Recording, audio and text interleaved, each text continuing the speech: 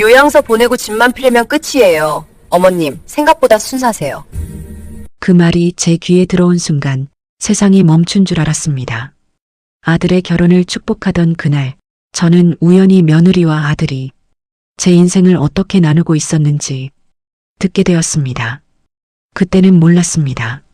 이 한마디가 제 남은 인생을 완전히 바꿔놓을 줄은요. 사연 시작 전 구독과 좋아요 버튼 눌러주세요. 오늘의 사연 지금 바로 시작합니다. 안녕하세요. 저는 올해 68살이 된 김순자라고 합니다. 며칠 전 일이었습니다.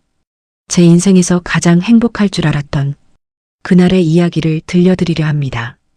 저는 평생 남편과 함께 작은 떡집을 운영했습니다. 서울 변두리 골목 어귀에 자리한 그 작은 가게가 제 전부였습니다. 새벽 4시면 일어나 찹쌀을 불리고 시루에 쪘습니다. 손님들이 오시기 전 떡을 만드는 그 시간이 저는 참 좋았습니다. 남편은 배달을 다니고 저는 가게를 지켰습니다. 그렇게 30년을 살았습니다. 아들 정우는 저희 부부의 전부였습니다. 늦둥이로 얻은 아이였습니다. 40이 넘어 품에 안은 아들이었기에 더욱 애틋하고 소중했습니다. 이 아이만큼은 제대로 키우자 남편과 저는 그렇게 다짐했습니다. 정우가 초등학교에 입학하던 날 저는 떡집 일을 하다 말고 학교 앞까지 뛰어갔습니다. 노란 모자를 쓴 아들의 뒷모습이 너무 작아 보여 눈물이 났습니다. 엄마, 왜 울어? 돌아본 정우가 물었습니다. 저는 웃으며 말했습니다. 아니야, 먼지 들어가서 그래. 중학교 때부터 정우는 학원을 다니기 시작했습니다. 친구들은 다 다닌다며 조르던 아들의 얼굴이 지금도 눈에 선합니다. 학원비가 만만치 않았지만 저희 부부는 허리띠를 졸라맸습니다. 우리 아들 공부 잘하면 나중에 좋은 데 취직하겠지. 그런 기대로 버텼습니다. 고등학교 때는 더 힘들었습니다. 대학 입시 준비에 과외까지 시켜야 한다고 했습니다. 남편은 새벽 배달을 2번 다녔습니다. 저는 떡 주문이 없는 날에도 반찬 가게 일을 거들었습니다. 손가락 마디마디가 퉁퉁 붓고 허리는 펴지지 않았지만 참았습니다. 정우 때문이야. 조금만 더 버티자. 대학에 합격했을 때 정우는 기숙사에 들어가겠다고 했습니다. 집에서 학교까지 2시간이 걸린다는 이유였습니다. 서운했지만 이해했습니다. 그래, 공부에 집중해라. 기숙사비를 보태주며 말했습니다. 그 후로 정우는 점점 집에 오는 횟수가 줄어들었습니다. 한 달에 1번, 2달에 1번, 그러다 명절에만 얼굴을 비쳤습니다. 그래도 괜찮았습니다. 바쁘게 공부하고 있을 거라 믿었으니까요. 대학을 졸업하고 취직했을 때 저는 정말 기뻤습니다. 엄마, 나 대기업 들어갔어. 전화기 너머 정우의 목소리는 자랑스러워 보였습니다. 그래, 잘했다. 우리 아들. 저는 눈물을 흘리며 대답했습니다. 그런데 그 무렵 남편이 쓰러졌습니다. 새벽 배달을 나가려던 남편이 현관에서 그대로 주저앉았습니다. 급히 병원에 실려갔지만 뇌출혈이었습니다. 수술은 성공했지만 왼쪽 몸을 쓸 수 없게 되었습니다. 여보, 미안해. 내가 이렇게 돼서. 병상에 누운 남편이 말했습니다. 무슨 소리야? 당신 잘못 아니잖아. 저는 남편의 손을 꼭 쥐었습니다. 하지만 마음속으로는 두려웠습니다. 이제 떡집 일도 병원비도 모두 제 몫이 되었으니까요. 정우에게 연락했습니다. 정우야, 아빠가 많이 편찮으셔. 시간 되면 한번 와봐. 엄마, 나 지금 프로젝트 중이야. 주말에 갈게. 하지만 정우는 오지 않았습니다. 다음 주말에도 그 다음 주말에도 결국 남편은 1년을 버티지 못하고 세상을 떠났습니다. 장례식장에 나타난 정우는 눈물 한 방울 흘리지 않았습니다. 아빠, 편히 쉬세요. 차갑게 인사만 하고는 다음 날 바로 서울로 올라갔습니다. 저는 혼자가 되었습니다. 떡집을 정리하고 작은 원룸으로 이사했습니다. 남편의 보험금과 떡집을 판 돈으로 근근히 생활했습니다. 외로웠지만 견뎠습니다. 정우가 있잖아. 언젠가 내 곁으로 올 거야. 그렇게 믿었습니다. 그러던 어느 날 정우에게서 전화가 왔습니다. 엄마, 나 결혼할 것 같아. 심장이 쿵 내려앉았습니다. 기쁨과 동시에 불안함이 밀려왔습니다. 그래, 어떤 아이니? 좋은 사람이야. 엄마도 마음에 들 거야. 정우의 목소리는 들떠 있었습니다. 그럼 언제 한번 만나볼까? 다음 주 토요일 어때? 호텔 라운지에서 보자. 그래, 알겠다. 전화를 끊고 나서 저는 한참을 멍하니 앉아 있었습니다. 아들이 결혼한다는 게 기쁘면서도 두려웠습니다. 며느리는 나를 어떻게 볼까? 나같이 가진 것 없는 시어머니를. 그런 생각이 머릿속을 맴돌았습니다. 하지만 이내 마음을 다잡았습니다. 괜찮아. 좋은 아이겠지. 정우가 고른 사람이니까. 저는 옷장에서 가장 깨끗한 옷을 꺼내 다림질했습니다. 머리도 미용실에 가서 단정하게 손질했습니다. 토요일이 되었습니다. 호텔 로비에 들어서는 순간 화려한 샹들리에와 대리석 바닥이 저를 압도했습니다. 내가 이런 곳에 와도 되나? 주눅이 들었지만 정우를 보는 순간 마음이 놓였습니다. 엄마, 여기. 정우가 손을 흔들었습니다. 그 옆에 앉아있던 여자가 일어나 인사했습니다. 어머님, 처음 뵙겠습니다. 저는 박지혜라고 합니다. 단정한 정장 차림에 부드러운 미소를 띤 여자였습니다. 예쁘고 차분해 보였습니다. 그래, 반갑다. 지혜씨. 저는 어색하게 웃으며 손을 내밀었습니다. 그날 오후 우리는 차를 마시며 이야기를 나눴습니다. 지혜는 공손했고 제 말에 귀 기울여 들었습니다. 어머님, 떡집 하셨다니. 정말 대단하세요. 아니야, 뭐 그런 거. 저는 쑥스럽게 대답했습니다.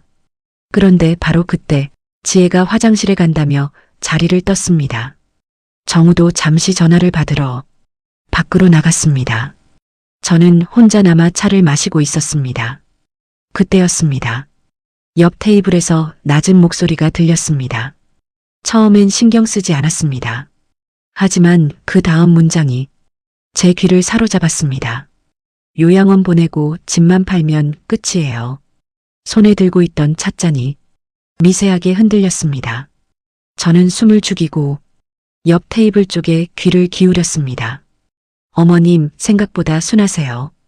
별로 까다롭지 않으실 것 같아요. 여자의 목소리였습니다. 분명 지혜의 목소리였습니다. 심장이 빠르게 뛰기 시작했습니다. 설마 나에 대한 얘기는 아니겠지. 저는 애써 부정하려 했습니다. 하지만 다음 순간 들린 말이 제 온몸을 얼어붙게 만들었습니다. 정우 오빠도 다 알고 있어요. 명예 변경하고 사인만 받으면 일사천리예요. 지혜의 목소리는 너무나 차분하고 냉정했습니다. 아까 전 저를 대할 때의 그 따뜻한 목소리와는 전혀 달랐습니다. 그래도 조심해야 하지 않아? 혹시라도 눈치채면 어떡해? 남자 목소리가 들렸습니다. 괜찮아요. 우리 어머님은 아들 말이면 다 믿으시는 스타일이에요. 정우 오빠가 그러더라고요. 저는 찻잔을 테이블에 내려놓았습니다. 손이 너무 떨려서 더 이상 들고 있을 수가 없었습니다. 귀가 멍멍했습니다. 주변 소리가 물속에 있는 것처럼 멀게만 들렸습니다. 우리 어머님? 정우가 그런 말을 했다고? 머릿속이 하얗게 변했습니다. 아니, 정확히는 검게 변했습니다. 눈앞이 캄캄했습니다.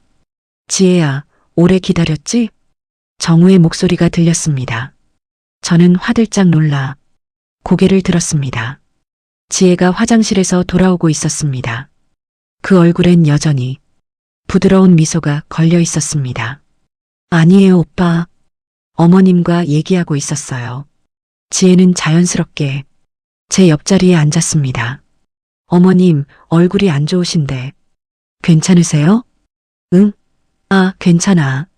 그냥 좀 더운가 봐. 저는 억지로 웃음을 지었습니다. 하지만 속으로는 온몸이 떨리고 있었습니다. 내가 잘못 들은 걸까? 설마 저 아이가? 정우가 말했습니다. 엄마, 지혜 괜찮지? 성격도 좋고 착해. 그래, 좋은 아이 같구나. 저는 힘겹게 대답했습니다. 지혜가 말했습니다. 어머님, 저희 다음 주에 상견례 하려고 하는데 괜찮으시죠? 상견례? 네, 양가 부모님이 만나는 자리요. 아, 그래. 좋지. 저는 기계적으로 고개를 끄덕였습니다. 머릿속은 여전히 아까 들었던 그 대화로 가득 차 있었습니다. 요양원? 명예 변경? 정우가 다 알고 있다고? 그날 저녁 집으로 돌아온 저는 소파에 주저앉았습니다. 온몸에 힘이 하나도 없었습니다. 내가 뭘 잘못 들은 거겠지. 그럴 리가 없어. 하지만 아무리 생각해도 그 목소리는 분명 지혜의 목소리였습니다. 그리고 정우의 이름도 분명히 들렸습니다. 저는 고개를 저었습니다. 아니야. 우리 정우가 그럴 리 없어. 다음 날 정우에게서 전화가 왔습니다. 엄마, 어제 지혜 어땠어? 마음에 들었어? 응, 좋은 아이 같더라. 그치? 나도 그렇게 생각해. 엄마가 좋아하실 줄 알았어. 정우의 목소리는 평소와 다름없이 밝았습니다. 저는 물어보고 싶었습니다. 정우야, 너 정말 나를 요양원에 보내려고 하니? 집을 팔려고 하니? 하지만 차마 입이 떨어지지 않았습니다. 그래, 잘 만났다. 행복하게 살아라. 고마워, 엄마. 상견례 날 연락할게. 전화를 끊고 나서 저는 한참을 멍하니 앉아 있었습니다. 믿어야 하나?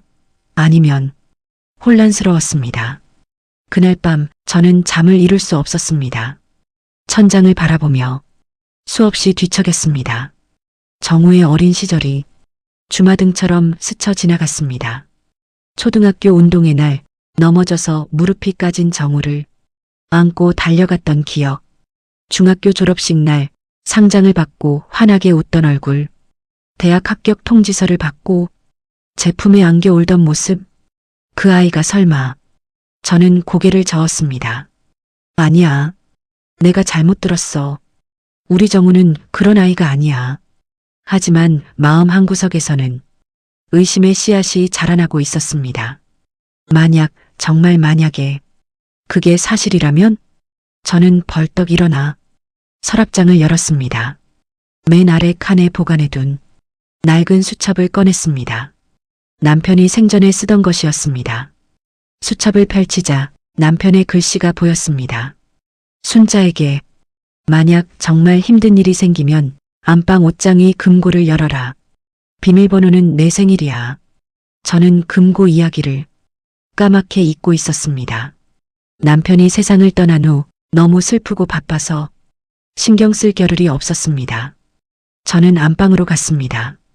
옷장 위를 더듬었습니다. 먼지가 수북이 쌓인 작은 금고가 만져졌습니다. 조심스럽게 꺼내 내려놓았습니다. 떨리는 손으로 비밀번호를 눌렀습니다. 제 생일 0066. 딸깍. 금고가 열렸습니다. 안에는 통장 한 권과 명함 몇 장이 들어 있었습니다. 저는 통장을 펼쳤습니다. 잔액을 확인하는 순간 눈이 휘둥그레졌습니다. 5천만 원. 남편이 몰래 모아둔 돈이었습니다. 여보, 당신이 이걸? 눈시울이 뜨거워졌습니다. 명함을 집어들었습니다. 법무법인 정혜, 김철수 변호사, 민간조사 전문, 박민수 탐정. 남편은 이미 무언가를 준비하고 있었던 걸까요? 저는 명함을 꼭 쥐었습니다. 여보, 당신이 내게 이걸 남긴 이유가 있었던 거지? 가슴이 먹먹했습니다. 다음 날 아침 저는 결심했습니다. 확인해 봐야겠어. 내가 잘못 들은 건지 아니면 정말로. 손이 떨렸지만 명함에 적힌 번호로 전화를 걸었습니다. 여보세요. 민간조사 사무소입니다. 저 조사를 의뢰하고 싶은데요. 네, 어떤 건에 대해서요? 제 아들과 며느리가 될 사람을 조사해 주실 수 있나요? 전화기 너머로 잠시 침묵이 흘렀습니다. 가능합니다. 언제 방문하시겠습니까? 내일 오전에 갈게요. 알겠습니다. 기다리겠습니다. 전화를 끊고 나서 저는 창밖을 바라보았습니다. 하늘은 맑았지만 제 마음은 먹구름으로 가득했습니다. 정우야, 제발 엄마가 잘못 생각한 거길 바란다. 다음 날 오전 저는 민간조사 사무소를 찾아갔습니다. 낡은 건물 3층에 위치한 작은 사무실이었습니다. 문을 열고 들어서자 40대 중반쯤 보이는 남자가 일어나 인사했습니다. 안녕하세요. 박민수입니다. 김순자입니다. 저는 어색하게 손을 내밀었습니다. 생전 처음 와보는 곳이었습니다. 탐정사무소라는 곳이 이렇게 평범할 줄은 몰랐습니다. 앉으세요. 어떤 일로 오셨는지 천천히 말씀해 주시면 됩니다. 박민수 탐정은 부드럽게 말했습니다. 저는 숨을 깊이 들이마셨습니다. 그리고 며칠 전 호텔에서 있었던 일을 처음부터 끝까지 설명했습니다. 지혜를 처음 만난 이야기, 그녀가 화장실에 간 사이, 들었던 대화, 그리고 제 마음속 의심까지. 저는 제가 잘못 들은 줄 알고 싶어요. 우리 아들이 그럴 리 없다고 믿고 싶어요. 목소리가 떨렸습니다. 하지만 확인하지 않고는 못 견딜 것 같아요.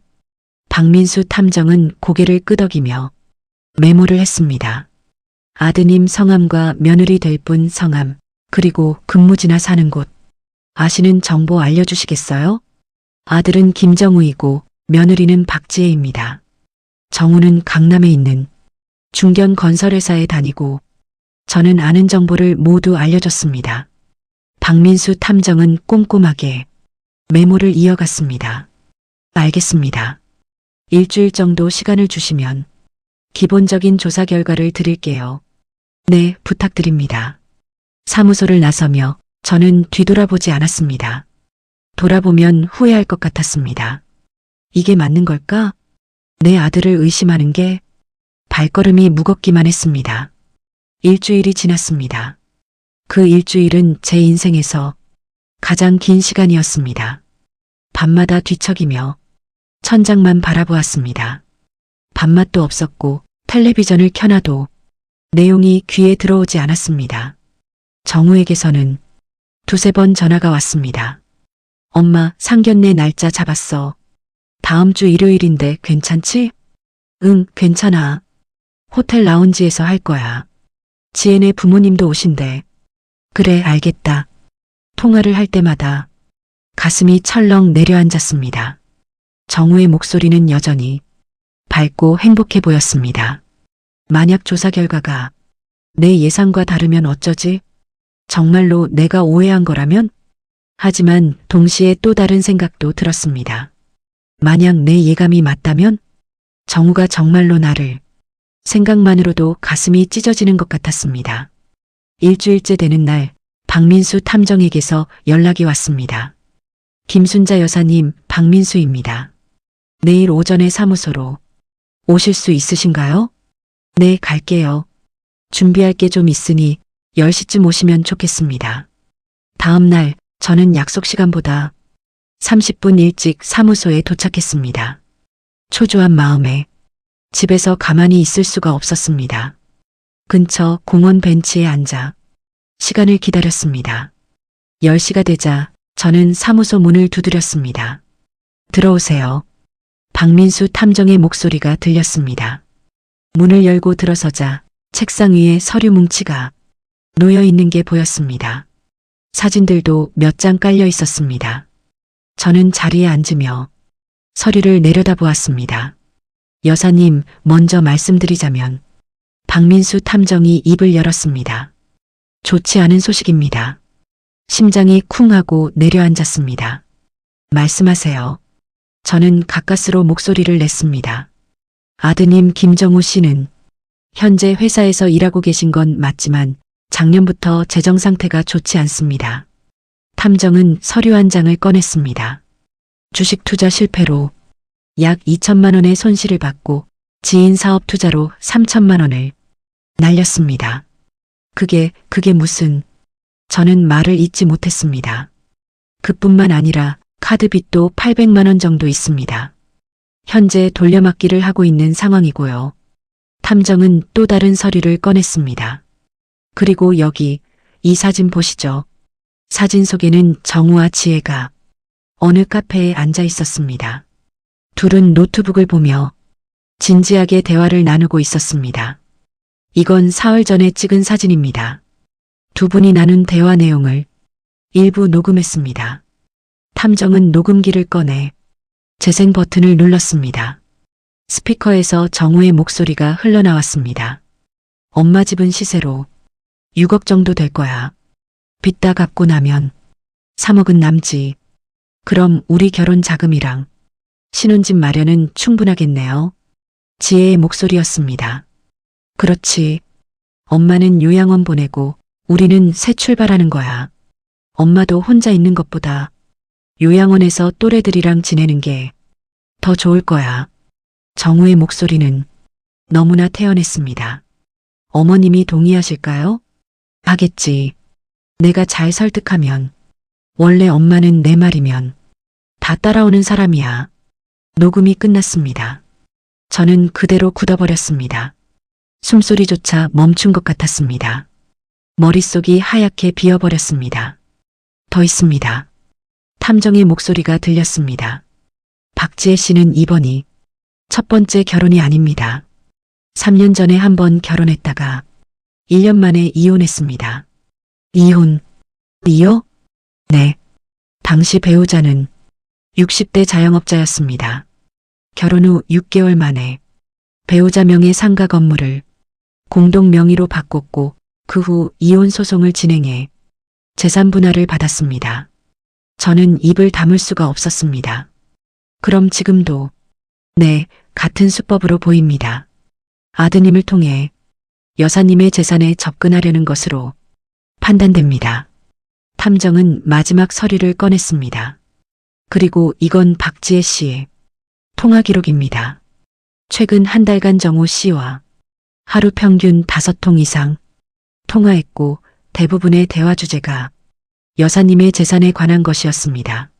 모든 게 무너져 내렸습니다. 제가 믿었던 것들, 제가 의지했던 것들이 모래성처럼 허물어졌습니다. 아드님은 박지혜 씨를 6개월 전에 만났습니다. 만남의 계기는 박지혜 씨가 먼저 접근한 것으로 확인됩니다. 정우 씨의 재정 상태를 파악한 후 의도적으로 접근했을 가능성이 큽니다. 저는 눈물이 날 것 같았지만 이상하게도 눈물이 나오지 않았습니다. 너무 충격이 커서인지 감정조차 마비된 것 같았습니다. 여사님 괜찮으세요? 탐정이 걱정스럽게 물었습니다. 네, 괜찮습니다. 저는 가까스로 대답했습니다. 법적 조치를 취하시겠습니까? 저희가 아는 변호사를 소개해드릴 수 있습니다. 아니요. 일단은 괜찮습니다. 제가 생각할 시간이 필요해요. 저는 자리에서 일어났습니다. 다리에 힘이 없어 휘청거렸지만 겨우 중심을 잡았습니다. 조사해 주셔서 감사합니다. 비용은 어떻게? 다음에 오실 때 주셔도 됩니다. 천천히 생각하세요. 탐정은 조용히 말했습니다. 사무소를 나와 거리를 걷는데 세상이 낯설게 느껴졌습니다. 사람들은 웃고 떠들며 행복해 보였지만 저는 그 속에서 혼자 동떨어진 것 같았습니다. 집으로 돌아오는 길 버스 안에서 창밖을 바라보았습니다. 스쳐 지나가는 풍경들이 흐릿하게 보였습니다. 정우야, 너는 언제부터 이렇게 된 거니? 현관문을 열고 집에 들어섰습니다. 조용했습니다. 너무나 조용했습니다. 저는 소파에 주저앉아 한참을 멍하니 앉아 있었습니다. 그때 휴대폰이 울렸습니다. 정우였습니다. 엄마, 나 정우야. 상견례 준비 잘 되고 있어? 뭐 필요한 거 없어? 저는 전화기를 들여다보았습니다. 아들이라고 저장된 이름이 낯설게 느껴졌습니다. 떨리는 손으로 통화 버튼을 눌렀습니다. 응, 잘 되고 있어. 걱정 마. 목소리가 갈라졌지만 억지로 평정을 유지했습니다. 그래, 다행이다. 엄마, 그날 예쁘게 입고 와. 지혜네 부모님 앞에서 우리 엄마 자랑해야지. 전화를 끊고 나서 저는 휴대폰을 내려다보았습니다. 화면에 비친 제 얼굴은 늙고 지쳐 보였습니다. 정우야, 엄마가 내게 뭘 잘못했니? 그날 밤 저는 남편의 사진을 꺼내 한참을 바라보았습니다.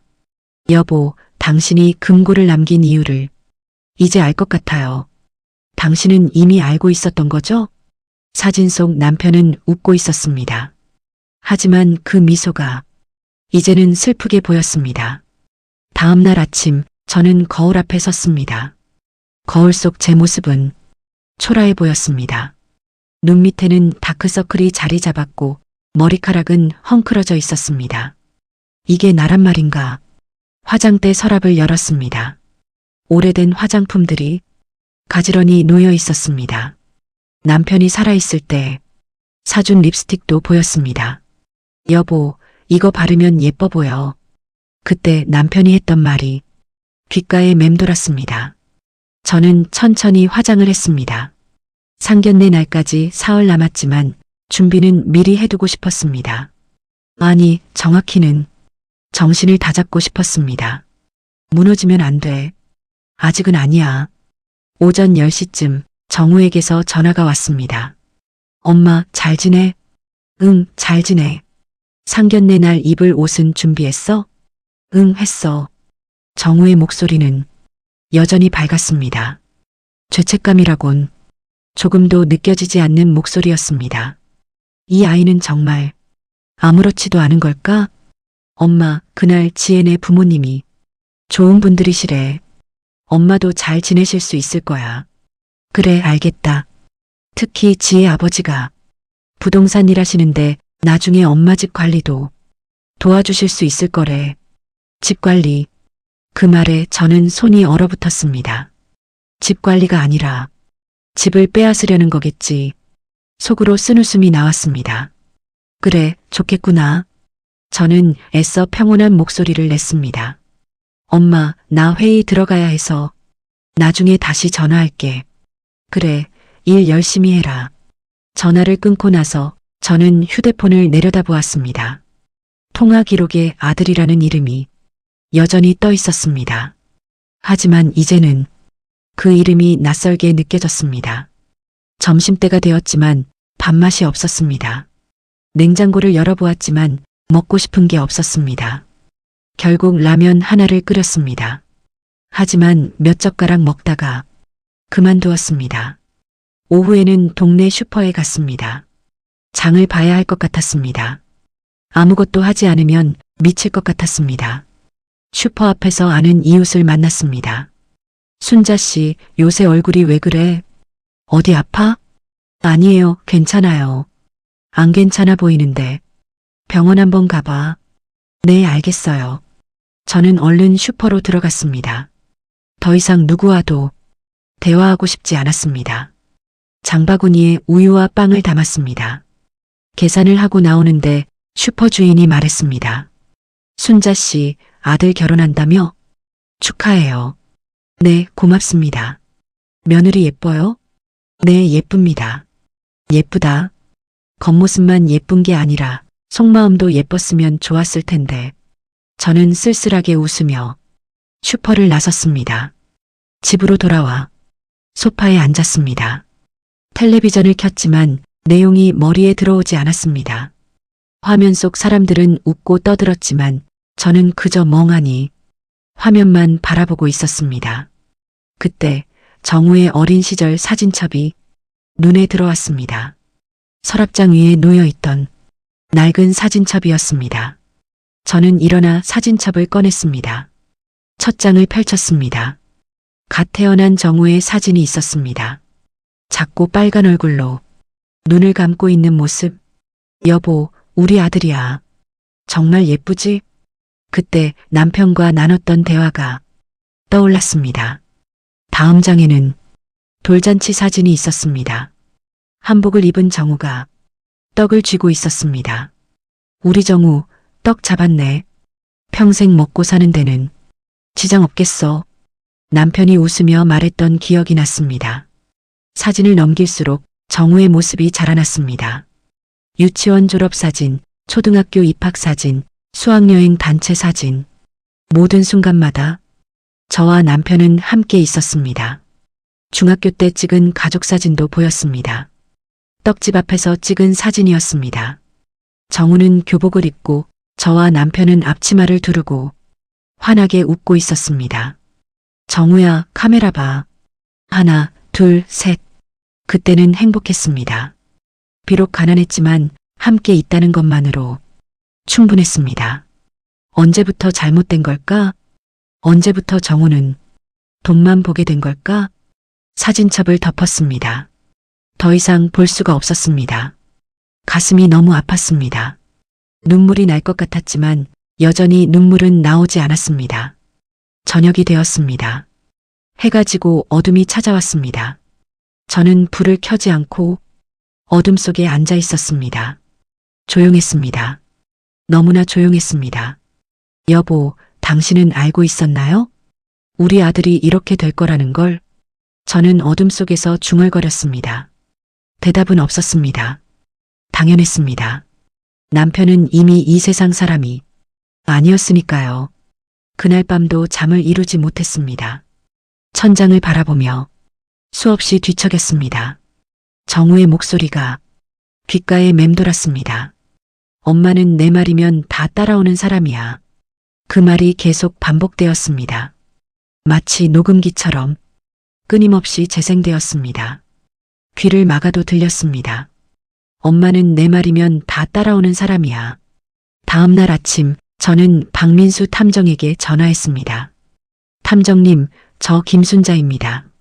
네, 여사님. 무슨 일이세요? 혹시 녹음 파일을 제 휴대폰으로 받을 수 있을까요? 가능합니다. 문자로 보내드릴게요. 감사합니다. 여사님, 괜찮으시겠어요? 네, 괜찮습니다. 제가 해야 할 일이 있어서요. 전화를 끊고 나서 저는 남편의 금고를 다시 열었습니다. 명함들을 꺼내 살펴보았습니다. 법무법인 정혜, 김철수 변호사. 저는 명함을 손에 쥐었습니다. 여보, 당신이 이걸 남긴 이유를 이제 확실히 알았어요. 당신은 이미 이런 날이 올 거라는 걸 알고 있었던 거죠? 저는 변호사 사무실에 전화를 걸었습니다. 여보세요. 법무법인 정희입니다. 변호사님과 상담하고 싶은데요. 어떤 건에 대해서요? 재산 관련해서 상담받고 싶습니다. 네, 내일 오후 2시에 시간 되시나요? 네, 괜찮습니다. 그럼 내일 뵙겠습니다. 전화를 끊고 나서 저는 창밖을 바라보았습니다. 하늘은 흐렸습니다. 비가 올 것 같았습니다. 정우야, 엄마는 이제 더 이상 내 말만 따라가는 그런 사람이 아니란다. 상견례까지 이틀 남았습니다. 저는 옷장을 열어 준비해둔 옷을 꺼냈습니다. 검은색 정장이었습니다. 남편 장례식 때 입었던 옷이었습니다. 이 옷이 적당하겠어. 축하하는 자리가 아니라 심판하는 자리니까. 저는 옷을 다시 옷장에 넣었습니다. 그리고 거울 앞에 섰습니다. 거울 속 제 눈빛은 며칠 전과 달라져 있었습니다. 슬픔과 절망만 가득했던 눈빛이 이제는 단단하게 변해 있었습니다. 무너지지 않겠어. 끝까지 지켜낼 거야. 그날 오후 저는 은행에 갔습니다. 창구 직원에게 말했습니다. 제 명의로 된 모든 계좌, 거래 내역 좀 뽑아주세요. 네, 잠시만 기다려주세요. 거래 내역을 받아들고 저는 카페로 갔습니다. 조용한 구석자리에 앉아 서류를 펼쳤습니다. 통장 잔액, 부동산 내역, 모든 걸 확인했습니다. 이 모든 게 내 거야. 내가 평생 일해서 모은 거야. 아무도 함부로 가져갈 수 없어. 저는 서류를 가방에 넣었습니다. 카페를 나서는데 휴대폰이 울렸습니다. 정우였습니다. 엄마, 모레 상견례 날이야. 준비 다 됐지? 응, 다 됐어. 엄마, 그날 좋은 일 있을 거야. 지혜네 아버지가 엄마한테 좋은 제안 하실 거래. 무슨 제안? 그건 그날 가면 알게 될 거야. 엄마한테 좋은 일이니까 기대해도 돼. 좋은 일? 제 집을 빼앗는 게 좋은 일이라고 생각하는 건가요? 저는 쓴웃음을 지었습니다. 그래, 기대하고 있을게. 전화를 끊고 나서 저는 하늘을 올려다보았습니다. 먹구름이 몰려오고 있었습니다. 곧 비가 쏟아질 것 같았습니다. 모레는 폭풍우가 몰아치겠구나. 내가 일으킬 폭풍우가. 다음 날 오후 2시 저는 법무법인 정의를 찾아갔습니다. 고층 빌딩 15층에 위치한 깔끔한 사무실이었습니다. 유리문을 열고 들어서자 젊은 직원이 맞이했습니다. 김순자 여사님이시죠? 변호사님께서 기다리고 계십니다. 네, 감사합니다. 안내를 받아 상담실로 들어갔습니다. 50대 초반쯤 보이는 남자가 일어나 인사했습니다. 안녕하세요. 김철수 변호사입니다. 김순자입니다. 자리에 앉자 변호사가 물었습니다. 고 김현수 씨의 부인이시죠? 네, 맞습니다. 현수 씨와는 오래전부터 알고 지냈습니다. 좋은 분이셨는데 일찍 가셔서 안타까웠습니다. 변호사의 말에 저는 고개를 끄덕였습니다. 남편이 변호사님 명함을 금고에 남겨뒀더라고요. 그러셨군요. 현수 씨가 생전에 여사님을 많이 걱정하셨습니다. 무슨 말씀이신지. 현수 씨는 돌아가시기 몇 달 전 저를 찾아오셨습니다. 아드님에 대해 상담하러 오셨죠. 심장이 빠르게 뛰기 시작했습니다. 정우에 대해서요? 네. 현수 씨는 아드님의 금전 문제를 알고 계셨습니다. 도박과 투자 실패로 빚이 늘어나고 있다는 걸요. 저는 숨을 삼켰습니다. 남편이 그걸 알고 있었다고요? 네. 그래서 저에게 유언장 작성을 의뢰하셨습니다. 만약을 대비해서요. 유언장이요? 네, 여기 있습니다. 변호사는 서랍에서 봉투 하나를 꺼냈습니다. 현수 씨는 이렇게 말씀하셨습니다. 내가 죽고 나면 순자가 힘든 일을 겪을 수도 있다. 그때를 대비해 준비해두고 싶다고요. 봉투를 받아든 저는 손이 떨렸습니다. 지금 열어봐도 될까요? 물론입니다. 봉투를 뜯었습니다. 안에는 손편지 한 장과 서류 몇 장이 들어 있었습니다. 먼저 편지를 펼쳤습니다. 남편의 글씨였습니다. 순자에게 이 편지를 읽고 있다면 아마 내가 예상했던 일이 벌어진 거겠지. 순자야, 미안해. 내가 더 오래 살아서 내 곁을 지켜주지 못해서 정우 녀석이 요새 이상해. 돈 문제로 고민하는 것 같더라. 내가 몇 번 물어봤지만 괜찮다고만 하더구나. 하지만 아버지의 눈은 속일 수 없지. 혹시 모르니 준비해뒀어. 집 명의는 절대 옮기지 마. 누가 뭐래도 설령 정우가 부탁해도 그건 내가 평생 일해서 모은 거야. 변호사 선생님께 모든 걸 말씀드렸어. 어려운 일이 생기면 선생님께 도움을 청해. 그리고 금고에 넣어둔 돈, 그건 내 노후 자금이야. 아무한테도 말하지 말고 너만 알고 있어. 순자야, 평생 고생만 시켜서 미안해. 떡집일로 손이 거칠어진 내 손을 보면 가슴이 아팠어. 하지만 넌 항상 웃으며 괜찮다고 했지. 이제는 내 인생을 살아. 정우 때문에, 누구 때문에가 아니라 너 자신을 위해 살아. 넌 그럴 자격이 있어. 사랑해, 순자야. 항상 사랑했어. 마이너스 현수가 편지를 읽는 동안 눈물이 흘러내렸습니다. 그동안 나오지 않던 눈물이 마침내 터져나왔습니다. 여보, 변호사가 조용히 기다려줬습니다. 한참을 울고 나서 저는 얼굴을 닦았습니다. 죄송합니다. 아닙니다. 충분히 우셔도 됩니다. 남편이 유언장에 뭐라고 남겼나요? 부동산과 금융자산 전부를 여사님 단독 명의로 하고 상속인은 여사님 한 분으로만 지정했습니다. 정우는요? 아드님은 유류분만 청구할 수 있도록 했습니다. 그것도 여사님이 돌아가신 후에요. 현수 씨는 철저하게 여사님을 보호하려고 하셨습니다. 저는 서류를 내려다보았습니다. 남편의 서명이 선명하게 보였습니다. 여보, 당신은 끝까지 나를 지켜주려고 했구나. 변호사님, 상담하고 싶은 게 있어요. 말씀하세요. 모래 상견례가 있습니다. 그 자리에서 제가 어떻게 해야 할지 조언을 구하고 싶어요. 저는 탐정사무소에서 받은 모든 자료를 꺼냈습니다. 녹음 파일, 사진, 조사보고서. 변호사는 꼼꼼하게 자료를 살펴봤습니다. 이 정도면 충분합니다. 법적으로 문제를 삼을 수 있는 증거들이네요. 그럼 어떻게 하면 될까요? 여사님께서 원하시는 게 뭔가요? 법적 처벌인가요? 아니면 관계 정리인가요? 저는 잠시 생각했습니다. 저는 제 인생을 지키고 싶어요. 더 이상 이용당하지 않고 당당하게 살고 싶어요. 그렇다면 상견례 자리에서 모든 걸 공개하시는 게 좋겠습니다. 증거를 제시하고 명확하게 선을 긋는 거죠. 그럼 정우는, 아드님은 충격을 받으실 겁니다. 하지만 그게 필요합니다. 지금 선을 긋지 않으면 평생 이용당하실 수 있어요. 변호사의 말이 맞았습니다. 알겠습니다. 그렇게 하겠습니다. 제가 도와드리겠습니다. 필요하시면 상견례 자리에 동행할 수도 있습니다. 아니요, 괜찮습니다. 이건 제가 직접 해야 할 일이에요. 알겠습니다.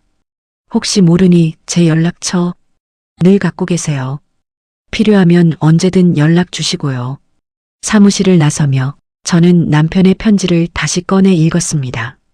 이제는 내 인생을 살아. 그 문장이 가슴에 박혔습니다. 집으로 돌아와 저는 상견례 준비를 시작했습니다. 옷장에서 검은색 정장을 꺼냈습니다. 구두도 깨끗이 닦았습니다. 가방 안에 서류들을 정리했습니다. 그날 저녁 저는 남편의 사진 앞에 앉았습니다. 여보, 내일이에요. 내일 모든 걸 끝낼 거예요. 당신이 걱정했던 일 내가 이제 해결할게요. 촛불을 켜고 남편이 좋아하던 음식을 차렸습니다. 여보, 지켜봐 주세요. 내가 당당하게 서는 모습을요. 그날 밤 처음으로 깊이 잠들었습니다. 악몽도 꾸지 않았습니다. 아침에 눈을 떴을 때 몸이 가벼웠습니다. 거울을 보니 눈빛이 달라져 있었습니다. 흔들리지 않는 단단한 눈빛이었습니다. 준비됐어. 이제 시작이야. 상견례 당일 아침 저는 평소보다 일찍 일어났습니다. 창밖을 보니 날씨가 맑았습니다. 오늘 같은 날에 날씨가 좋다니 아이러니했습니다. 샤워를 하고 머리를 말렸습니다. 거울 앞에 서서 화장을 했습니다. 떨리는 손으로 립스틱을 발랐습니다. 남편이 사준 그 립스틱이었습니다. 여보, 오늘 함께 있어주세요. 검은색 정장을 입었습니다. 단추를 잠그며 저는 심호흡을 했습니다. 가방을 챙겼습니다. 안에는 모든 증거 자료가 들어 있었습니다. 녹음 파일이 담긴 이어폰, 탐정이 준 조사보고서, 사진들, 그리고 남편의 편지까지. 이걸로 충분해. 호텔로 가는 택시 안에서 저는 창밖을 바라보았습니다. 사람들이 평범한 일요일을 보내고 있었습니다. 가족들과 손잡고 걷는 모습, 연인들이 웃으며 대화하는 모습, 나에게도 저런 평범한 날이 다시 올 수 있을까? 호텔에 도착했습니다. 시계를 보니 오후 1시였습니다. 약속 시간은 2시였지만 일찍 도착하고 싶었습니다. 마음을 가다듬을 시간이 필요했습니다. 로비 소파에 앉아 커피를 주문했습니다. 따뜻한 커피를 마시며 저는 가방 속 서류를 확인했습니다. 하나도 빠진 게 없었습니다. 1시 30분쯤 정우에게서 전화가 왔습니다. 엄마, 벌써 도착했어? 응, 조금 일찍 왔어. 우리도 곧 도착할게. 지엔의 부모님은 이미 오셨대. 그래, 알겠다. 전화를 끊고 저는 다시 한번 심호흡했습니다. 무너지지 마. 끝까지 단단하게. 2시가 되었습니다. 약속 장소인 2층 라운지로 올라갔습니다. 넓은 공간에 테이블이 여러 개 놓여 있었습니다. 창가 쪽 테이블에 사람들이 앉아 있는 게 보였습니다. 지혜와 그녀의 부모님으로 보였습니다. 저는 천천히 그쪽으로 걸어갔습니다. 어머님 오셨어요. 지혜가 일어나 인사했습니다. 예쁜 원피스를 입고 환하게 웃고 있었습니다. 겉으로 보기엔 완벽한 예비 며느리였습니다. 어머님, 처음 뵙겠습니다. 저는 지혜 어머니 이순희입니다. 50대 중반쯤 보이는 여자가 손을 내밀었습니다. 김순자입니다. 반갑습니다. 저는 지혜 아버지 박진수입니다. 60대 초반쯤 보이는 남자도 인사했습니다. 네, 반갑습니다. 자리에 앉았습니다. 잠시 후 정우가 도착했습니다. 늦어서 죄송합니다. 차가 막혀서요. 괜찮아요. 이제 왔으니 주문을 하고 대화가 시작되었습니다. 지혜 어머니가 말했습니다. 사돈님, 아드님 정말 잘생겼어요. 우리 지혜가 복 받았네요. 아니에요. 지혜 씨가 예쁘죠. 두 분 다 잘 어울려요. 결혼 날짜는 언제쯤 생각하세요? 박진수 씨가 물었습니다. 아직 구체적으로는 정우가 대답했습니다. 서두르는 게 좋을 것 같은데요. 요즘 예식장 예약이 몇 달씩 밀린다던데. 네, 그렇긴 하죠. 대화가 이어지는 동안 저는 조용히 듣고 있었습니다. 지혜는 계속 정우 옆에 붙어 애교스럽게 굴었습니다. 오빠, 나 이거 먹고 싶어. 그래, 시켜줄게. 보기 좋은 커플이었습니다. 모르는 사람이 보면 정말 사랑하는 사이처럼 보였습니다. 하지만 저는 알고 있었습니다. 이 모든 게 연극이라는 걸. 1시간쯤 지났을 때 박진수 씨가 본론을 꺼냈습니다. 사돈님, 혹시 주택관리 어떻게 하고 계세요? 그냥 제가 살고 있습니다. 아, 혼자 사시기엔 너무 크지 않으세요? 관리도 힘드실 텐데. 괜찮습니다. 익숙해서요.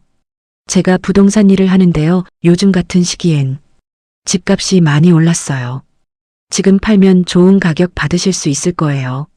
저는 차를 마시며 대답했습니다. 팔 생각은 없습니다. 아, 그러시구나. 그럼 혹시 명예 이전은 생각해 보셨나요? 명예 이전요? 네, 아드님 명의로 바꾸시면 나중에 상속세도 절세할 수 있고 여러모로 유리하거든요. 정우가 끼어들었습니다. 엄마, 아버님 말씀이 맞아. 나중에 세금 문제도 있고 미리 정리하는 게 좋을 것 같아. 지혜도 거들었습니다. 어머님, 저희가 결혼하면 어머님 모시고 살 거예요. 그러니까 집 관리는 저희가 할 테니 걱정 마세요. 모두가 한 목소리로 저를 설득하려 했습니다. 마치 미리 짜놓은 대본처럼 말들이 이어졌습니다. 사돈님, 요양원도 좋은 곳이 많아요. 혼자 계시는 것보다 또래분들이랑 지내시는 게 훨씬 좋으실 거예요. 이순희 씨가 말했습니다. 요양원. 그 단어가 나오는 순간 저는 가방을 열었습니다. 잠깐만요. 모두의 시선이 저에게로 향했습니다. 제가 보여드릴 게 있어요. 저는 탐정 보고서를 꺼냈습니다. 테이블 위에 펼쳤습니다. 이게 뭔데요? 정우가 당황한 표정으로 물었습니다. 내가 그렇게 궁금해하니까 엄마가 조사해봤어. 지혜의 얼굴이 하얗게 변했습니다. 어머님. 지혜씨 3년 전 결혼 기억나시죠? 60대 자영업자와 결혼해서 1년 만에 이혼하고 재산 분할 받으신 거요. 테이블이 조용해졌습니다. 그건 지혜가 말을 더듬었습니다. 저는 다음 서류를 펼쳤습니다. 정우야, 넌 작년부터 투자 실패로 2천만 원 손실, 지인 사업으로 3천만 원 날렸고 카드 빚 800만 원 있지? 정우의 얼굴에서 혈색이 사라졌습니다. 엄마, 그게 어떻게? 엄마가 모를 줄 알았니? 내 말이면 다 따라오는 순한 엄마라고 생각했지? 저는 휴대폰을 꺼냈습니다. 녹음 파일을 재생했습니다. 스피커에서 정우의 목소리가 흘러나왔습니다. 엄마 집은 시세로 6억 정도 될 거야. 빚 다 갚고 나면 3억은 남지. 그럼 우리 결혼 자금이랑 신혼집 마련은 충분하겠네요. 지혜의 목소리였습니다. 박진수 부부의 얼굴도 굳어졌습니다. 엄마는 요양원 보내고 우리는 새 출발하는 거야. 정우의 목소리가 계속 흘러나왔습니다. 녹음이 끝났습니다. 테이블은 침묵에 잠겼습니다. 정우는 고개를 숙였고 지혜는 눈물을 글썽였습니다. 사돈님, 이건 오해예요. 우리 딸이 그럴 리가. 이순희 씨가 변명하려 했습니다. 오해가 아닙니다. 여기 조사보고서에 다 나와 있어요. 저는 서류를 박진수 씨 앞에 밀어놓았습니다. 박진수 씨는 서류를 보더니 얼굴이 붉어졌습니다. 지혜야, 이게 정말이냐? 아빠, 대답해. 지혜는 결국 고개를 숙였습니다. 죄송해요. 집에 가자. 당장. 박진수 씨가 자리에서 일어났습니다. 이순희 씨도 황급히 일어났습니다. 사돈님, 정말 죄송합니다. 저희가 몰랐어요. 괜찮습니다. 이제 아셨으니까요. 지혜네 가족은 허둥지둥 자리를 떴습니다. 테이블엔 저와 정우만 남았습니다. 정우는 여전히 고개를 숙이고 있었습니다. 정우야, 고개 들어. 엄마, 고개 들라고 했어. 정우가 천천히 고개를 들었습니다. 눈가가 붉어져 있었습니다. 엄마, 미안해. 나도 어쩔 수 없었어. 빚이 너무 많아서 어쩔 수 없다고. 그래서 엄마를 이용하려고 한 거야? 엄마, 나 정말 힘들어. 회사에서도 압박받고 채권자들한테 독촉받고 그게 엄마를 속일 이유가 돼? 엄마, 미안해. 정말 미안해. 정우는 눈물을 흘리기 시작했습니다. 하지만 저는 더 이상 그 눈물에 흔들리지 않았습니다. 정우야, 엄마는 내가 태어나서부터 지금까지 너만 보고 살았어. 엄마, 내 아빠랑 떡집하면서 손이 부르트고 허리 아파도 참았어. 다 너 잘 되라고. 너 좋은데 취직하라고. 엄마 알아. 나도 알아. 알면서 왜 이랬니? 엄마가 그렇게 만만해 보였니? 정우는 대답하지 못했습니다. 저는 가방에서 남편의 편지를 꺼냈습니다. 내 아빠가 남긴 편지야. 읽어봐. 정우는 떨리는 손으로 편지를 받았습니다. 읽는 동안 그의 얼굴은 점점 일그러졌습니다. 아빠가, 내 아빠는 내가 이렇게 될 걸 이미 알고 있었어. 그래서 엄마를 지키려고 준비해뒀던 거야. 정우는 편지를 내려놓고 얼굴을 감쌌습니다. 어깨가 떨렸습니다. 정우야, 엄마는 이제 너한테 속지 않아. 집도 재산도 절대 안 줘. 엄마, 그리고 당분간 연락하지 마. 엄마도 생각 좀 해봐야겠어. 저는 자리에서 일어났습니다. 엄마, 가지 마. 제발 한 번만 용서해줘. 정우가 제 손을 잡으려 했습니다. 저는 손을 뿌리쳤습니다. 용서는 나중에 생각해 볼게. 지금은 안 돼. 테이블을 떠나며 뒤돌아보지 않았습니다. 정우가 우는 소리가 들렸지만 저는 계속 걸었습니다. 호텔을 나서니 바람이 불었습니다. 시원했습니다. 가슴이 뻥 뚫린 것 같았습니다. 여보, 봤죠? 내가 해냈어요.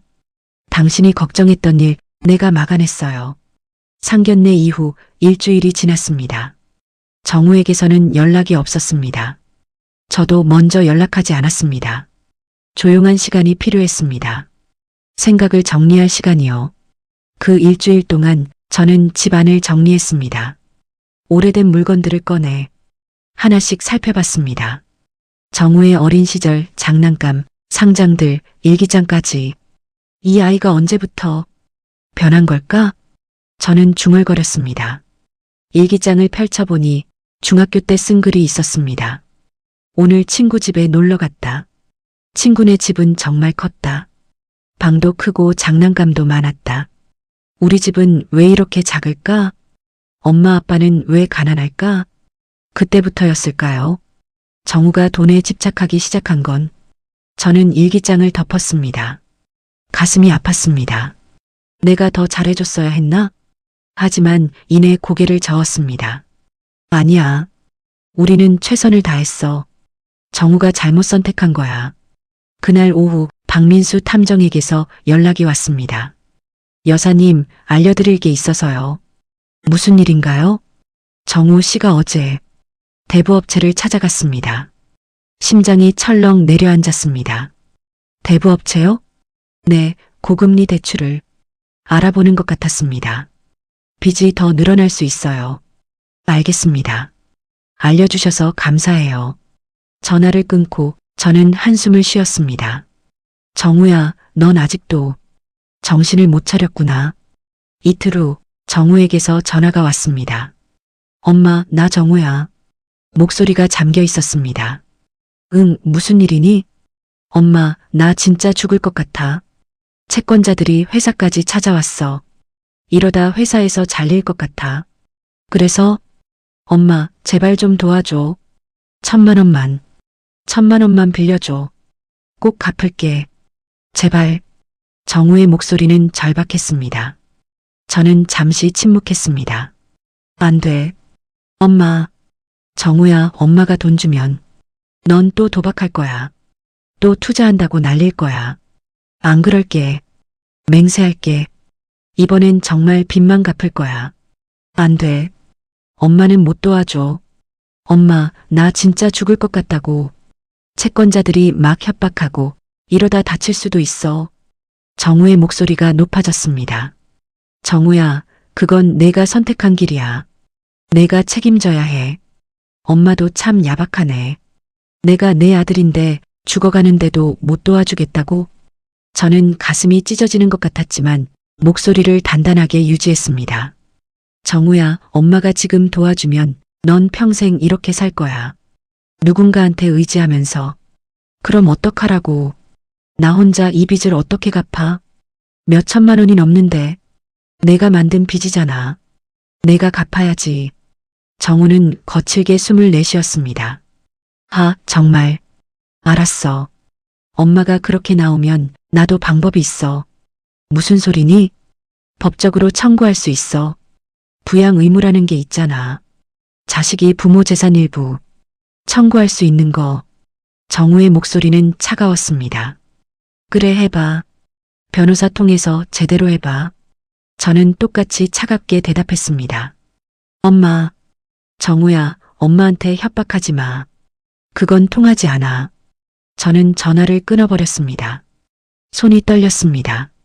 가슴이 두근거렸습니다. 하지만 후회는 없었습니다. 제대로 한 거야. 이렇게라도 해야 정우가 정신 차릴 거야. 그날 저녁 김철수 변호사에게 전화했습니다. 변호사님, 정우가 법적 청구를 하겠다고 협박했어요. 예상했던 일입니다. 걱정 마세요. 현수 씨가 남긴 유언장이 있으니까요. 그래도 불안해요. 여사님, 법적으로 아드님이 청구할 수 있는 건 거의 없습니다. 유언장에 명확하게 나와 있고 여사님이 생존해 계시니까요. 알겠습니다. 혹시 아드님이 다시 연락하면 절대 혼자 만나지 마세요. 제가 동행하겠습니다. 전화를 끊고 저는 창밖을 바라보았습니다. 어둠이 내리고 있었습니다. 정우야, 넌 왜 이렇게까지 변한 거니? 사흘 후 지혜에게서 메시지가 왔습니다. 어머님, 저 박지혜입니다. 한 번만 만나주실 수 있을까요? 드릴 말씀이 있습니다. 저는 메시지를 읽고 바로 삭제했습니다. 만날 이유가 없었습니다. 하지만 지혜는 계속 연락했습니다. 어머님, 제발요. 정우 오빠 때문에 꼭 만나야 해요. 어머님, 답장 좀 주세요. 중요한 일이에요. 결국 저는 답장했습니다. 만나지 않겠습니다. 연락하지 마세요. 하지만 다음 날 집 앞에 지혜가 서 있었습니다. 현관 초인종을 누르는 소리에 문을 열었습니다. 어머님, 지혜는 초췌해 보였습니다. 화장기 없는 얼굴에 눈은 퉁퉁 부어 있었습니다. 무슨 일이니? 들어가도 될까요? 여기서 얘기해. 지혜는 한숨을 쉬었습니다. 어머님, 정우 오빠가 위험해요. 무슨 소리야? 채권자들이 점점 거칠어지고 있어요. 어제는 집 앞에서 기다리고 있었대요. 협박하고 폭력 쓸 것 같대요. 저는 팔짱을 꼈습니다. 그게 나랑 무슨 상관이니? 어머님이 도와주셔야 해요. 정우 오빠 목숨이 위험해요. 지혜 씨, 너도 공범이잖아. 같이 내 재산 노렸잖아. 죄송해요. 정말 죄송해요. 제가 잘못했어요. 지혜는 무릎을 꿇었습니다. 어머님, 제발요. 정우 오빠만이라도 살려주세요. 제가 잘못했어요. 저는 지혜를 내려다보았습니다. 눈물을 흘리며 빌고 있었습니다. 하지만 저는 마음이 흔들리지 않았습니다. 일어나. 어머님, 일어나라고 했어. 지혜가 천천히 일어났습니다. 지혜 씨, 정우 문제는 정우가 해결해야 해. 내가 계속 도와주면 정우는 평생 이렇게 살 거야. 하지만 목숨이 위험하다고요. 그럼 경찰에 신고하라고 해. 채권자가 협박하면 불법이야. 지혜는 입술을 깨물었습니다. 어머님은 정말 차가우시네요. 친아들인데 차갑게 보이겠지. 하지만 이게 정우를 위한 거야. 저는 문을 닫으려 했습니다. 지혜가 문을 잡았습니다. 어머님, 후회하실 거예요. 정우 오빠한테 무슨 일 생기면 평생 후회하실 거라고요. 그건 그때 가서 생각할게. 저는 문을 닫았습니다. 문 뒤에 서서 저는 가슴을 쓸어내렸습니다. 떨렸습니다. 정말 제대로 하고 있는 걸까? 혹시 정우한테 정말 무슨 일이 생기는 건 아닐까? 하지만 저는 고개를 저었습니다. 아니야. 흔들리지 마. 정우는 이제 어른이야. 스스로 해결해야 해. 그날 밤 저는 남편 사진 앞에 앉았습니다. 여보, 내가 잘하고 있는 거 맞죠? 너무 냉정한 건 아니죠? 사진 속 남편은 여전히 웃고 있었습니다. 저는 그 미소를 보며 마음을 다잡았습니다. 맞아. 난 제대로 하고 있어. 정우를 위해서라도 이렇게 해야 해. 지혜가 다녀간 후 사흘이 지났습니다. 그동안 정우에게서는 아무 연락이 없었습니다. 저는 불안했지만 참고 기다렸습니다. 그날 오전 낯선 번호로 전화가 왔습니다. 여보세요? 김순자 여사님이신가요? 강남경찰서입니다. 심장이 철렁 내려앉았습니다. 네, 맞는데요. 무슨 일이신가요? 아드님 김정우 씨가 폭행 사건으로 신고를 접수했습니다. 보호자 연락처로 전화드렸습니다. 폭행이요? 네, 채권자에게 폭행을 당했다고 신고하셨습니다. 병원으로 이송됐고 크게 다치진 않으셨습니다. 저는 숨을 깊이 들이마셨습니다. 어느 병원인가요?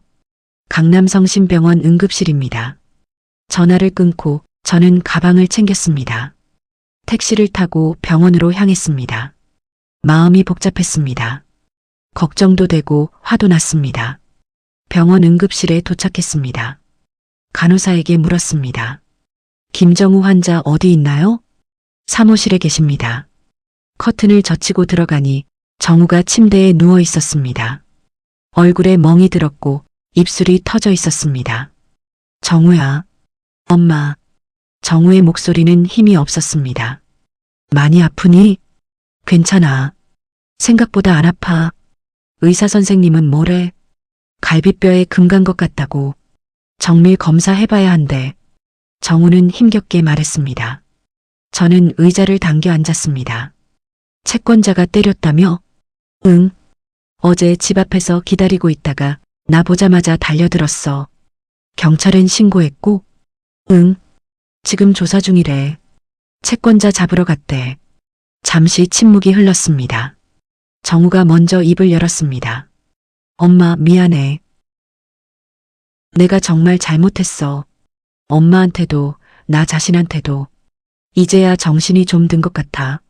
정우의 눈에 눈물이 고였습니다. 병원비 걱정하지 마. 엄마가 낼게. 저는 조용히 말했습니다. 엄마.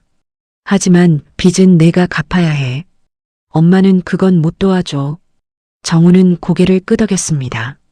알아. 이제 알아. 내가 스스로 해결해야 하는 거. 더 이상 엄마한테 기대면 안 되는 거. 정말 그렇게 생각해? 응. 이번에 맞으면서 깨달았어. 내가 너무 안일하게 살았구나. 항상 누군가 나를 구해줄 거라고 생각했어. 저는 정우의 손을 잡았습니다. 정우야, 엄마는 내가 잘 됐으면 좋겠어. 하지만 그건 내 스스로 노력해서 이뤄내야 해. 알아, 엄마. 이제 알아. 정우도 제 손을 꼭 쥐었습니다. 그때 경찰관 2명이 들어왔습니다. 김정우 씨 맞으시죠? 네, 맞습니다. 폭행범을 검거했습니다. 진술 좀 받아야 하는데 지금 가능하신가요? 네, 괜찮습니다. 경찰관들이 진술을 받는 동안 저는 밖에서 기다렸습니다. 복도 의자에 앉아 생각에 잠겼습니다. 이제 정우가 정말 변할 수 있을까? 아니면 또다시 같은 실수를 반복할까? 30분쯤 지나 경찰관들이 나왔습니다. 어머님, 아드님 진술 끝났습니다. 채권자는 폭행죄로 입건됐고 아드님은 피해자 신분이니 걱정 안 하셔도 됩니다. 감사합니다. 다만 아드님 빚 문제는 법률구조기관에 상담받아 보시는 게 좋을 것 같습니다. 경찰관이 명함을 건넸습니다. 여기 연락해 보세요. 무료 상담해 줍니다. 네, 그렇게 하겠습니다. 경찰관들이 가고 저는 다시 병실로 들어갔습니다. 정우는 창밖을 보고 있었습니다. 정우야, 법률구조기관. 연락해보자. 빚 정리하는 법. 상담받을 수 있대. 응, 엄마. 그렇게 할게. 그리고 회사는? 휴가 신청했어. 일주일 정도 쉬면서 정리 좀 하려고. 저는 고개를 끄덕였습니다. 잘 생각했어. 엄마, 나 이번 기회에 제대로 다시 시작하려고. 도박도 끊고 투자도 신중하게 하고 제대로 된 사람 되려고. 엄마가 믿어줄게. 한 번만 더 기회 줄게. 고마워, 엄마. 이틀 후 정우는 퇴원했습니다. 저는 정우를 집까지 데려다 줬습니다. 정우의 집은 작은 원룸이었습니다. 어질러져 있었고 지저분했습니다. 정우야, 여기 정리 좀 해라. 응, 할게. 미안해, 엄마. 엄마가 청소 좀 도와줄게. 저는 소매를 걷어붙이고 청소를 시작했습니다. 정우도 함께 도왔습니다. 오랜만에 모자가 함께 무언가를 하는 시간이었습니다. 청소를 하다 보니 책상 서랍에서 고지서들이 나왔습니다. 카드 청구서, 대출 독촉장, 빨간 글씨로 가득한 종이들. 정우야, 이거 다 정리해야겠다. 응, 내일 법률구조기관 가볼게. 엄마가 같이 갈까? 아니, 괜찮아. 혼자 갈게. 이건 내가 해결해야 할 문제니까. 저는 정우의 어깨를 두드렸습니다. 그래, 잘 생각했어. 청소를 끝내고 저는 정우를 위해 밥을 해줬습니다. 냉장고엔 별로 없었지만 계란과 김치로 볶음밥을 만들었습니다. 엄마 볶음밥 진짜 오랜만이다. 정우가 숟가락을 들며 말했습니다. 맛있게 먹어라. 둘이 마주 앉아 밥을 먹었습니다. 오랜만에 편안한 시간이었습니다. 말은 많지 않았지만 서로의 존재가 위로가 됐습니다. 밥을 다 먹고 설거지를 하는데 정우가 말했습니다. 엄마, 지혜한테 완전히 정리했어. 그래? 응. 더 이상 연락 안 하기로 했어. 그 사람이랑 있으면 나도 잘못된 길로 갈 것 같아서. 잘했어. 엄마, 나 이제 제대로 사람 만날 거야. 진짜 날 좋아하고 나도 진심으로 사랑할 수 있는 사람. 그래, 그렇게 해라. 집을 나서며 저는 정우를 안아줬습니다. 정우야, 엄마는 항상 내 편이야. 하지만 잘못된 건 잘못됐다고 말할 거야. 알아, 엄마. 고마워.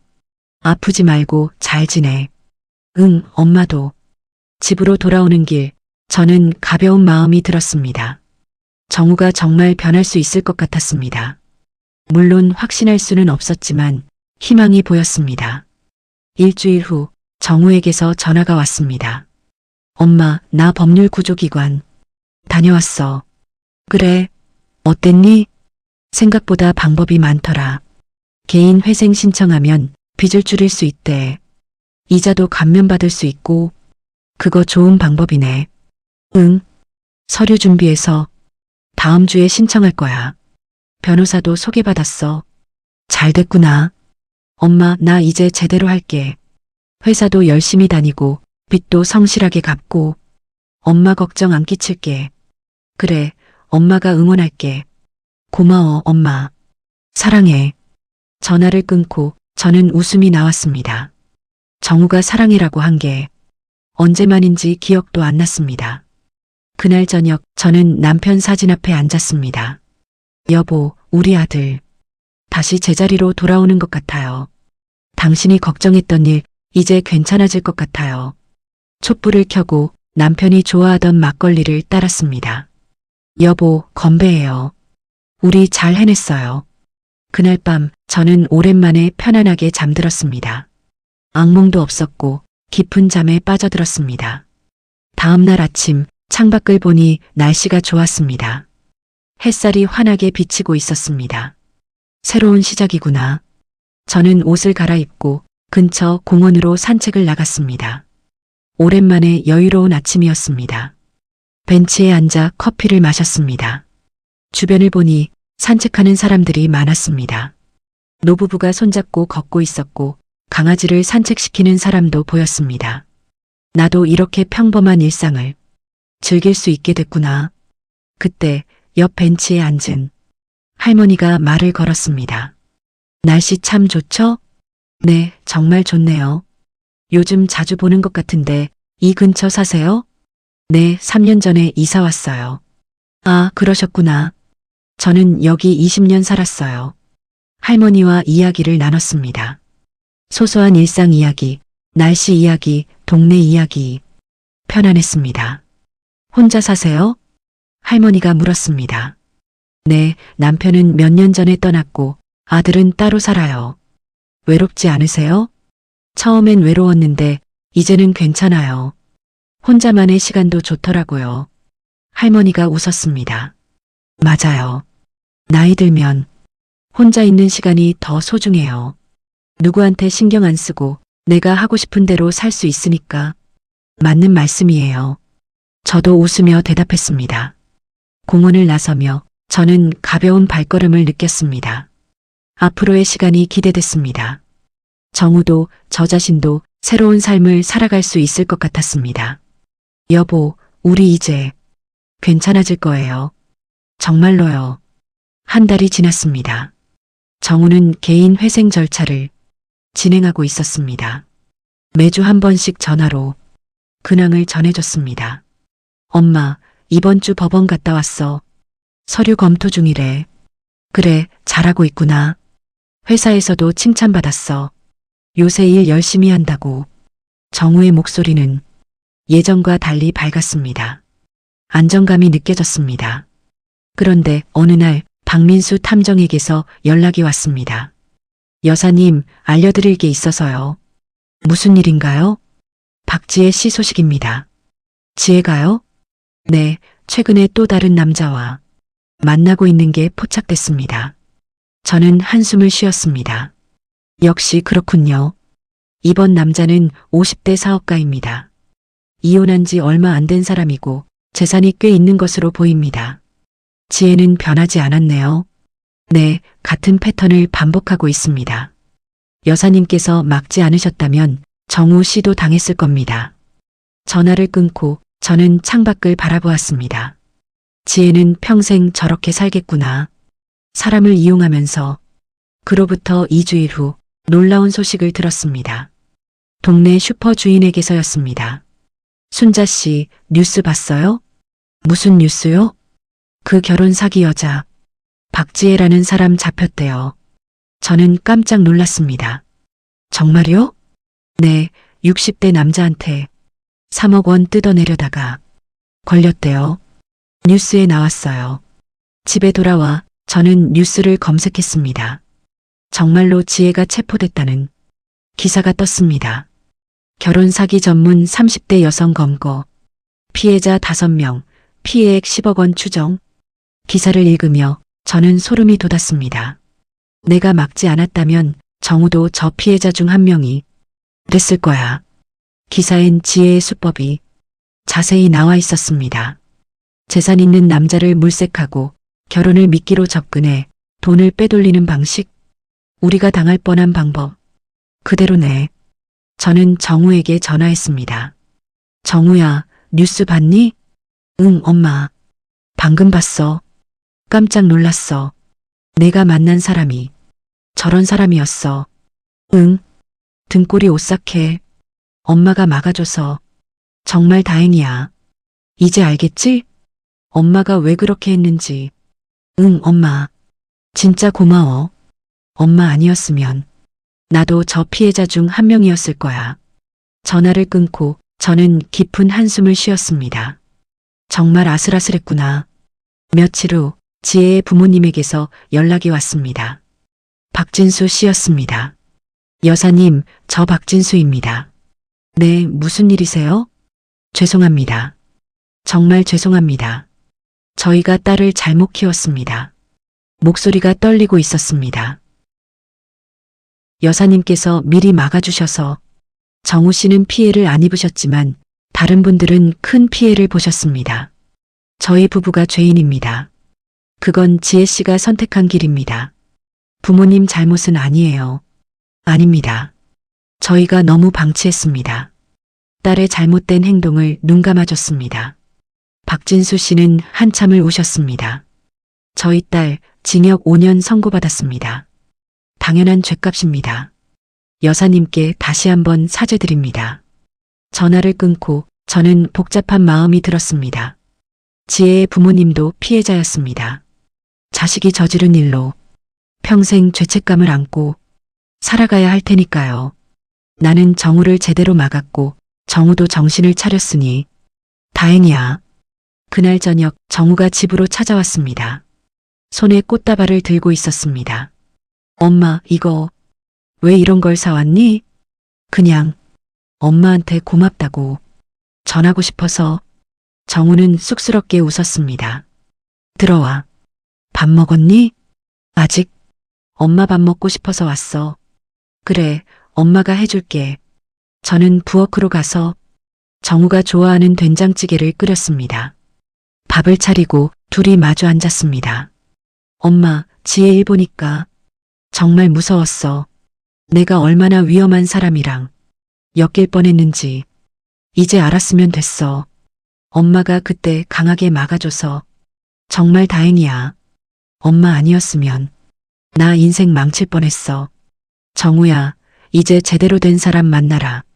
진짜 널 사랑하는 사람. 응, 엄마. 그럴게. 근데 지금은 나 자신부터 제대로 세워야 할 것 같아. 저는 고개를 끄덕였습니다.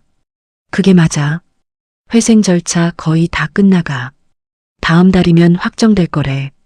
그러면 빚도 많이 줄어들고 이자도 없어져. 잘 됐구나. 응. 그리고 엄마, 나 승진제에 받았어. 정말? 응. 대리로 승진한대. 열심히 일한 보람이 있어. 정우의 얼굴이 환했습니다. 축하한다, 아들. 고마워, 엄마. 이것도 다 엄마 덕분이야. 엄마가 정신 차리게 해줘서 밥을 먹으며 오랜만에 편안한 대화를 나눴습니다. 정우는 회사 이야기, 미래 계획, 꿈 이야기를 했습니다. 엄마, 나 돈 좀 모아서 작은 집 하나 사고 싶어. 그리고 엄마 모시고 살고 싶어. 너 혼자 살아라. 엄마는 혼자 사는 게 편해. 하지만 정우야, 엄마는 이제 내 인생을 살고 싶어. 너도 내 인생 살고 엄마도 엄마 인생 살자. 정우는 잠시 멍하니 있다가 고개를 끄덕였습니다. 알았어, 엄마. 엄마가 원하는 대로 할게. 고마워. 대신 자주 연락하고 자주 보러 올게. 그래, 그렇게 하자. 저녁을 먹고 정우는 설거지를 도와줬습니다. 둘이 나란히 서서 설거지를 하는 모습이 오랜만에 평화로웠습니다. 엄마, 아빠 보고 싶어? 정우가 갑자기 말했습니다. 응, 엄마도. 아빠 살아계셨으면 이런 일 없었을 텐데. 아니야. 아빠는 이미 알고 계셨어. 그래서 미리 준비해뒀잖아. 그러게. 아빠는 정말 대단하셔. 나보다 훨씬 앞을 내다보셨어. 그럼 내 아빠는 정말 현명한 사람이었어. 설거지를 마치고 정우는 집을 나섰습니다. 엄마, 다음 주에 또 올게. 그래, 조심해서 가라. 사랑해, 엄마. 나도 사랑한다, 아들. 정우가 떠나고 저는 남편 사진 앞에 앉았습니다. 여보, 우리 아들 완전히 달라졌어요. 이제 진짜 어른이 된 것 같아요. 촛불을 켜고 조용히 기도했습니다. 여보, 고마워요. 당신이 남긴 것들 덕분에 우리 모두 살았어요. 그날 밤 저는 창밖을 바라보았습니다. 달이 밝게 떠 있었습니다. 이제 정말 끝이 보이는구나. 새로운 시작이. 침대에 누워 저는 편안하게 잠들었습니다. 더 이상 불안하지 않았습니다. 더 이상 두렵지 않았습니다. 모든 게 제자리를 찾아가고 있었습니다. 여보, 우리 이제 정말 괜찮을 거예요. 정우도 나도 모두 잘 될 거예요. 창밖에서 바람 소리가 들렸습니다. 마치 남편이 대답하는 것 같았습니다. 그래, 순자야. 잘했어. 정말 잘했어. 저는 미소를 지으며 깊은 잠에 빠져들었습니다. 지혜 사건이 마무리되고 석 달이 흘렀습니다. 계절은 어느새 가을로 접어들었습니다. 단풍이 물들기 시작했고 바람은 선선해졌습니다. 저는 요즘 새로운 일상을 만들어가고 있었습니다. 매일 아침 6시에 일어나 근처 공원을 산책했습니다. 그곳에서 만난 이웃들과 간단한 인사를 나누는 것이 하루의 시작이었습니다. 오전에는 집안일을 하고 점심 후엔 도서관에 갔습니다. 젊었을 때 읽지 못했던 책들을 천천히 읽어나갔습니다. 시간이 천천히 흘러갔습니다. 하지만 그 느림이 좋았습니다. 어느 날 오후 정우에게서 전화가 왔습니다. 엄마, 나 정우야. 응, 무슨 일이니? 엄마, 개인 회생 최종 승인 났어. 이제 빈 60% 감면받고 남은 건 3년에 걸쳐 갚으면 돼. 정말 잘 됐구나. 응. 변호사님이 정말 잘해주셨어. 이제 새 출발할 수 있을 것 같아. 정우의 목소리는 밝았습니다. 예전처럼 무겁지 않았습니다. 희망이 느껴졌습니다. 엄마, 이번 주 일요일에 시간 돼? 왜? 같이 아빠 산소 가고 싶어. 오랜만에 아빠한테 좋은 소식 전하고 싶어서. 저는 가슴이 뭉클했습니다. 그래, 좋지. 10시에 엄마 집 앞으로 갈게. 알겠다. 기다릴게. 일요일 아침 저는 일찍 일어나 준비했습니다.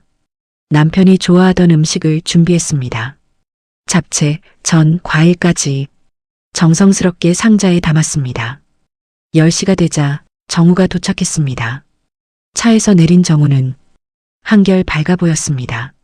얼굴에 생기가 돌았고 자세도 당당했습니다. 엄마, 오랜만이야. 그래, 아들.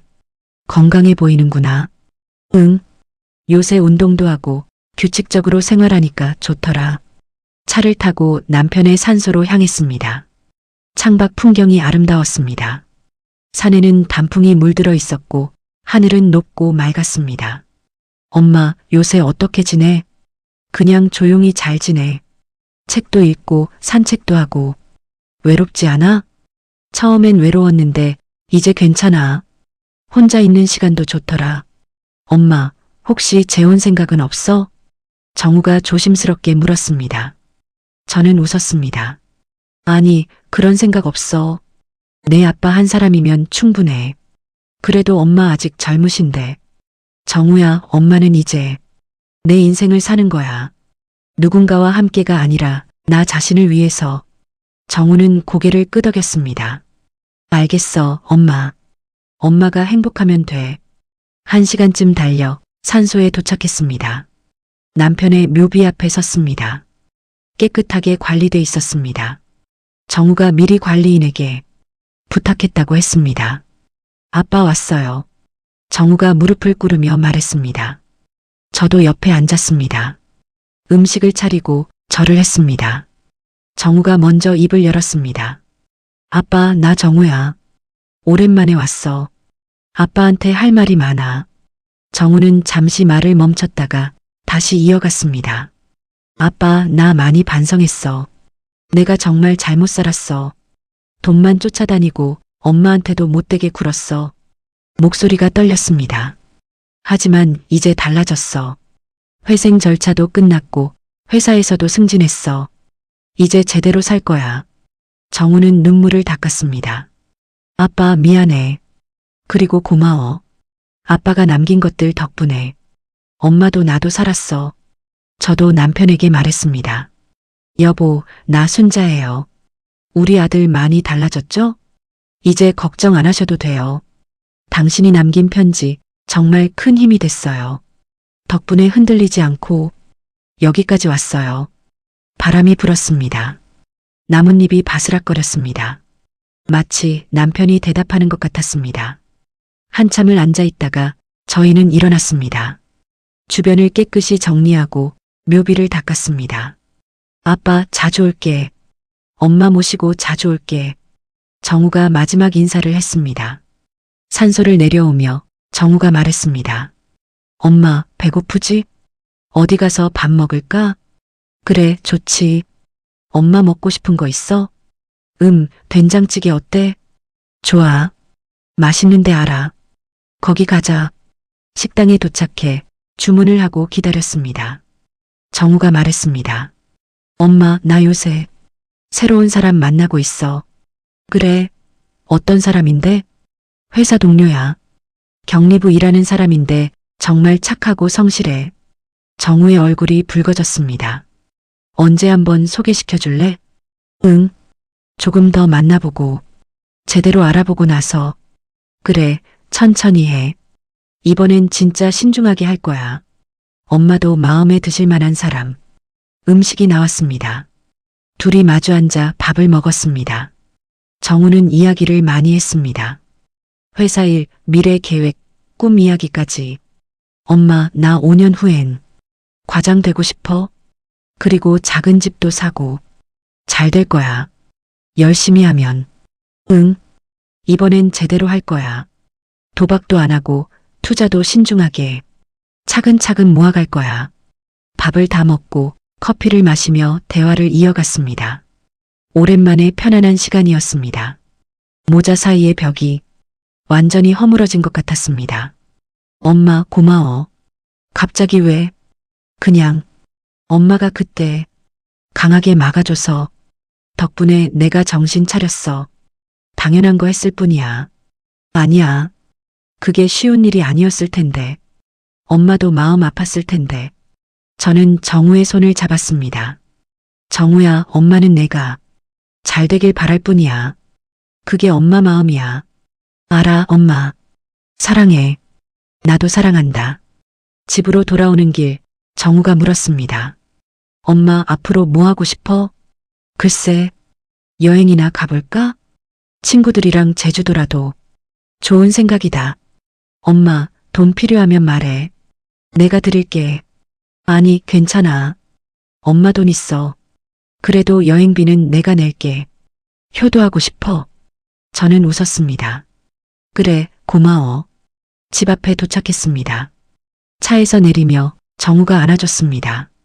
엄마, 건강해야 돼. 너도 잘 먹고 잘 자고. 응.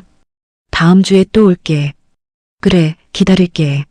정우의 차가 떠나는 걸 보며 저는 손을 흔들었습니다. 가슴이 따뜻했습니다.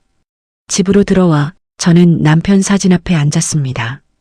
여보, 오늘 정우랑 다녀왔어요. 우리 아들 많이 컸죠? 이제 정말 걱정 안 해도 될 것 같아요. 당신 덕분이에요. 당신이 남긴 것들이 우리를 살렸어요. 창밖을 보니 석양이 지고 있었습니다. 하늘이 붉게 물들어 있었습니다. 아름다웠습니다. 여보, 나 이제 내 인생 살 거예요. 누구를 위해서가 아니라 나 자신을 위해서. 늦었다고 생각했을 때가 제 인생의 첫날이었어요. 이제 진짜 시작이에요. 저는 일어나 옷장을 열었습니다. 남편이 사준 립스틱을 꺼내 입술에 발랐습니다. 거울을 보니 생기 있는 제 모습이 보였습니다. 괜찮아 보이네. 저는 미소 지었습니다. 그날 저녁 저는 친구들에게 전화를 걸었습니다. 여보세요? 영수가 나 순자야.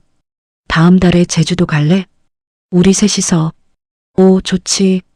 오랜만에 여행이네. 응. 2층 1박으로 다녀오자. 내가 예약할게. 그래, 기대된다. 순자야, 요새 목소리 밝아졌다? 응? 그래. 응. 뭔가 달라진 것 같아. 좋은 일 있어? 있지. 내가 나를 찾았어. 전화를 끊고 저는 달력을 펼쳤습니다. 여행 날짜에 동그라미를 쳤습니다. 기대됐습니다. 창밖을 보니 별이 떠오르고 있었습니다. 반짝이는 별들을 보며 저는 깊이 숨을 들이마셨습니다. 새로운 시작. 늦지 않았어. 지금이 딱 좋아. 그날 밤 저는 일기를 썼습니다. 오랜만에 꺼낸 일기장이었습니다. 오늘 정우와 함께 남편 산소를 다녀왔다. 아들은 많이 변했고 나도 많이 변했다. 이제 우리는 각자의 인생을 산다. 서로를 사랑하지만 서로에게 의존하지 않는다. 그게 진짜 사랑이라는 걸 이제야 알았다. 일기를 덮고 저는 침대에 누웠습니다. 편안했습니다. 더 이상 두렵지 않았습니다. 여보, 잘 자요. 내일도 좋은 하루 될 거예요. 우리 모두 눈을 감자 깊은 잠이 찾아왔습니다. 꿈속에서 남편이 웃고 있었습니다. 잘했어, 순자야. 정말 잘했어. 끝까지 시청해 주셔서 감사합니다. 좋아요 버튼으로 마음을 표현해 주세요. 그리고 구독과 알림 설정까지 해주시면 앞으로도 더 감동적이고 재미있는 이야기로 찾아뵙겠습니다. 감사합니다.